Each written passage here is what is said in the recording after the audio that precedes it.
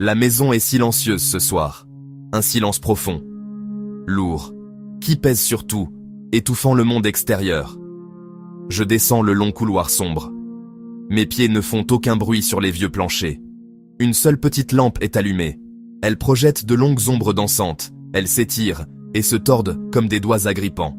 Chaque ombre semble cacher quelque chose, juste hors de vue. Un souffle retenu, un secret en attente. L'air est froid, s'accrochant à ma peau. Un contraste avec la chaleur de mon propre souffle anxieux. Je ressens une étrange attraction. Une ficelle invisible me tire vers l'avant. Elle me mène vers le salon, au bout du couloir. Je ne peux pas nommer ce sentiment. Il pèse lourd dans ma poitrine. Une voix chuchote dans mon esprit. Ce n'est pas la mienne, nette et claire, comme un éclat de glace. Elle transperce le silence épais. Regarde par la fenêtre, les mots sont simples, un ordre. Ils portent un poids qui accélère mon cœur. Un tambour frénétique contre mes côtes. Pourquoi devrais-je regarder? Il est tard. La rue est vide. Un lampadaire solitaire peint le trottoir d'une lueur jaune maladive. Il n'y a rien à voir. L'obscurité familière, les maisons endormies d'en face. Pourtant, l'ordre résonne. Insistant, froid. J'essaie de l'ignorer. J'essaie de faire demi-tour, de me réfugier dans ma chambre, tirer les couvertures sur ma tête, faire semblant de n'avoir rien entendu. Mais mon corps n'obéit pas. Mes pieds avancent, un pas lent après l'autre, comme guidés par une force invisible. Le salon est juste devant. La grande baie vitrée domine le mur du fond. Un grand miroir noir reflète la faible lumière derrière moi. Il me montre une version déformée de moi-même, une silhouette pâle hésitante dans l'obscurité. La voix revient, plus forte, plus urgente. Vas-y, regarde par la fenêtre. Un frisson me parcourt le dos, une froide prémonition de ce qui m'attend. Ma main tremble en atteignant le cadre de la fenêtre. Le bois est frais sous mes doigts. Dehors, le monde est une tapisserie de noir et de bleu profond. Le vent murmure à travers les branches du vieux chêne. Ses feuilles bruissent comme des secrets. Pendant un instant, il n'y a rien. Juste la nuit. Juste le silence. Mais alors, je le vois. Une lueur de mouvement dans l'ombre sous l'arbre. Si petit, si rapide. Je me convainc presque de l'avoir imaginé. Mais je sais que non. Quelque chose est dehors. La voix avait raison. Elle attendait que je regarde. L'air dans la pièce devient soudain lourd, difficile à respirer. Mes poumons brûlent à chaque inspiration superficielle. Mon regard est fixé sur l'endroit où j'ai vu le mouvement, mes yeux s'efforçant de percer l'obscurité oppressante. Le reflet dans la vitre montre une statue, une personne figée sur place. Mon propre visage est un masque pâle de peur, mes yeux grands ouverts et sombres, ma bouche légèrement entr'ouverte. Le silence revient, mais il est différent maintenant. Il n'est pas vide, il est chargé, électrique, rempli d'une question terrible et indicible. Le calme n'est plus paisible. C'est l'immobilité d'un prédateur avant qu'il ne frappe, une tension enroulée qui promet de se briser à tout moment. Je devrais m'éloigner, je devrais courir, je devrais crier. Mais je suis enraciné sur place, retenu captif par la simple et terrifiante possibilité de ce qui se cache dans la nuit. La maison, autrefois mon sanctuaire, ressemble maintenant à un piège. Chaque objet familier semble étrange et menaçant. L'horloge grand-mère dans le coin n'est plus une présence réconfortante. Son pendule silencieux semble décompter le temps avant quelque chose d'horrible. Les portraits sur le mur semblent me regarder, leurs yeux peints remplis d'une appréhension connaissante. Tout attend. Le monde entier semble retenir son souffle, attendant ce qui va se passer ensuite à cette fenêtre. Mon esprit s'emballe, essayant de trouver une explication rationnelle. C'était juste un animal, me dis-je. Un chat se faufilant dans la cour. Ou peut-être juste le vent, me jouant des tours à mes yeux fatigués.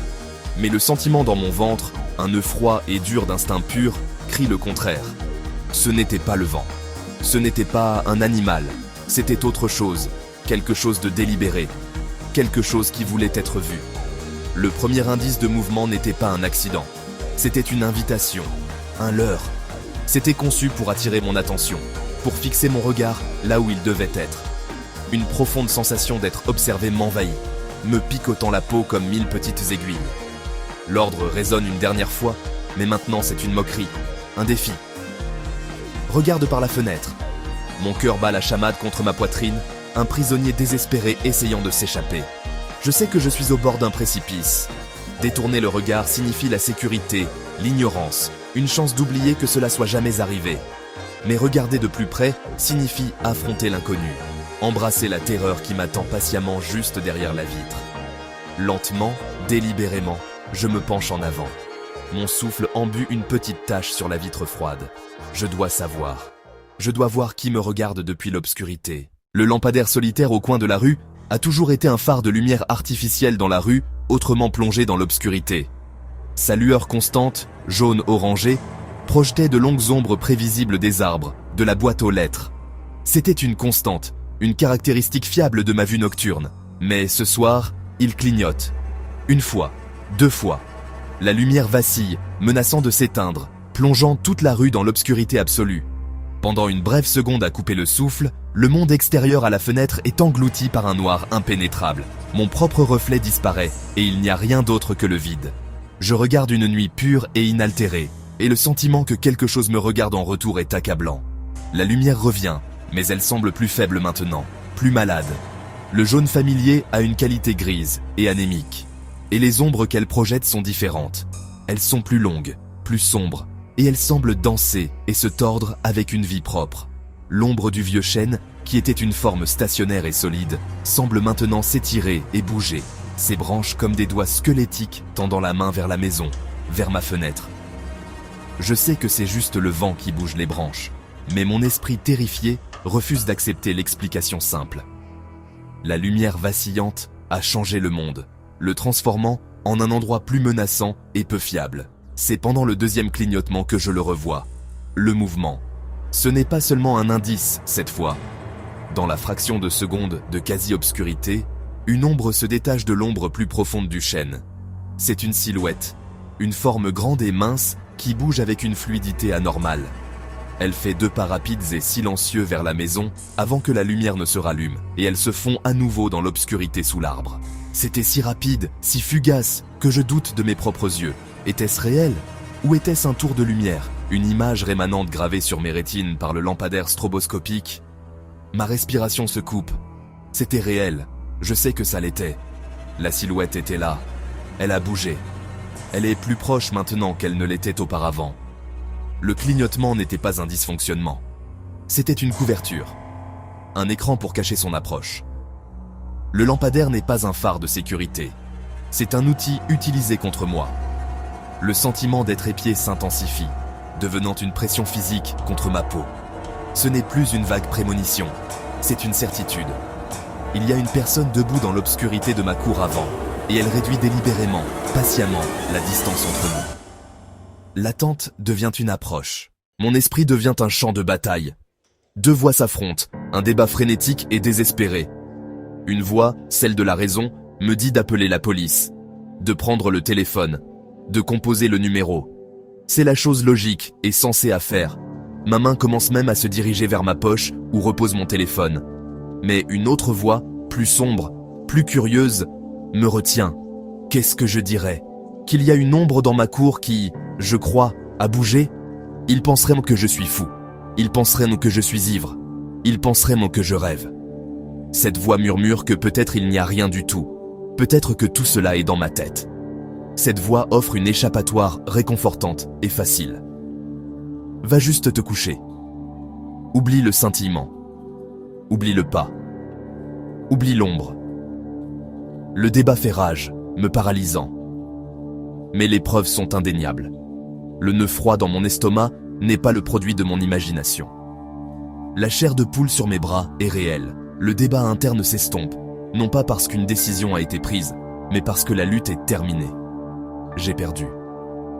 La curiosité morbide a gagné, faisant taire les voix de la raison. Un étrange sentiment de calme m'envahit, le genre de calme qui vient avec la résignation. Je fais un pas unique et délibéré vers la fenêtre. Le plancher sous mon pied émet un long grincement plaintif qui résonne dans la pièce silencieuse. C'est un son de reddition, une annonce de ma présence. Ma main se lève pour se poser contre la vitre froide de la fenêtre. Me penchant en avant, je rapproche mon visage de la vitre. Mon souffle chaud embue un petit cercle sur la vitre, obscurcissant momentanément ma vue. Je retiens mon souffle, attendant que la buée se dissipe. C'est comme un rideau final, un mince voile me séparant du point culminant de l'acte. Le petit cercle de buée sur la vitre est la dernière barrière. Un dernier moment de grâce avant la révélation. Alors que la buée se dissipe, mes yeux ont du mal à s'adapter. Je scrute la pelouse, mais il n'y a rien. La cour est vide. Ah, mais le soulagement est de courte durée. La cour est peut-être vide, mais la sensation d'être observé n'a pas disparu. Elle est plus proche, beaucoup, beaucoup plus proche. J'ai cherché au mauvais endroit, alors que la menace était juste ici, juste de l'autre côté de la vitre. Il était là depuis le début, attendant patiemment, attendant que je le voie, enfin. C'est un visage, pas un monstre, mais un visage humain. Il est long et émacié. Le visage est partiellement obscurci par le reflet du mien. Les deux images se superposent, collage cauchemardesque. Son expression est impossible à lire. Elle est totalement vide. Ni colère, ni malice. Observe simplement. Je cligne des yeux, fort. Mes paupières s'ouvrent en papillonnant. Le visage est toujours là, inchangé, immobile, sans cligner des yeux. Les yeux. Je me concentre enfin sur les yeux. Et ils sont fixés sur moi. Ils ne clignent pas, ils ne vacillent pas. Le regard est direct, pénétrant et absolument implacable. J'essaie de détourner le regard. Mais je ne peux pas me forcer à tourner la tête. Je suis piégé par ce regard fixe. Plus je fixe, plus les deux visages semblent fusionner. Ces pommettes hautes deviennent mes pommettes. Les yeux immobiles deviennent mes yeux. Section 4. Je commence à remarquer plus de détails. Le visage est si près de la vitre que son souffle devrait l'embuer. Mais ce n'est pas le cas. Je remarque la peau. C'est une pâleur cireuse, presque translucide. C'est un visage d'une douceur et d'une perfection troublante, comme un masque ou une poupée. Et les cheveux. Ils sont foncés et filandreux, collant au front et aux tempes. Mon regard dérive vers le bas. Mais il n'y a rien d'autre que l'obscurité. C'est juste une tête et une suggestion d'épaules flottant dans la nuit. La pointe d'amusement sur son visage brise ma paralysie. La peur se transforme maintenant en autre chose. Une rage désespérée, primale. J'ai besoin d'une réaction. J'ai besoin de briser le silence. Avec toute ma force, je frappe mes jointures contre la vitre. Un seul coup sec et fort. Le son est étonnamment fort. C'est un son de défi, un challenge. Maintenant, réagis. Pendant une fraction de seconde, rien. Mais alors, quelque chose change. Le visage recule. Juste un pouce. La pointe d'amusement revient, plus forte cette fois. Les coins de la bouche relevés dans un sourire clair, indéniable, absolument glaçant. Puis vient le deuxième coup. Mais il ne vient pas de moi. C'est une imitation parfaite de mon coup. C'est un bruit sec, dur et cliquetant. Tape. C'est une réponse, une réplique à mon défi. Et je peux faire tout ce que tu peux faire, mais en mieux. Plus froid. Le moqueur brise ma dernière once de courage. Je trébuche en arrière, loin de la fenêtre. Je trébuche sur le bord du tapis, avant de tomber. Chaque coin semble receler une nouvelle menace. Ma main tâtonne dans ma poche, mes doigts cherchant désespérément mon téléphone. Ce n'est plus un débat, c'est une nécessité. Je le sors. L'écran reste noir. Rien. L'écran est mort. La connexion est rompue. Je suis vraiment seul. Je commence à reculer plus lentement maintenant. Mes yeux restent fixés sur la fenêtre. Je n'ose pas lui tourner le dos. J'atteins enfin l'embrasure de la porte du couloir. J'ai un choix à faire. Et tandis que je me tiens là, hésitant, une ombre du coin de mon œil se détache du cadre de la fenêtre. Elle se déplace à l'intérieur de la maison. La barrière a été franchie. L'observateur n'est plus seulement à l'extérieur. Une partie de lui est maintenant à l'intérieur avec moi. La fenêtre est un miroir. Et plus je la fixe, plus je me vois dans le regard immuable de l'observateur. Il y a l'observateur à l'extérieur, l'observateur à l'intérieur et l'observateur que je suis en train de devenir. L'histoire ne se termine pas, car l'observation ne s'arrête jamais, piégée dans la même boucle terrifiante, avec la même question obsédante et sans réponse suspendue à jamais dans l'obscurité. Qui me regarde ?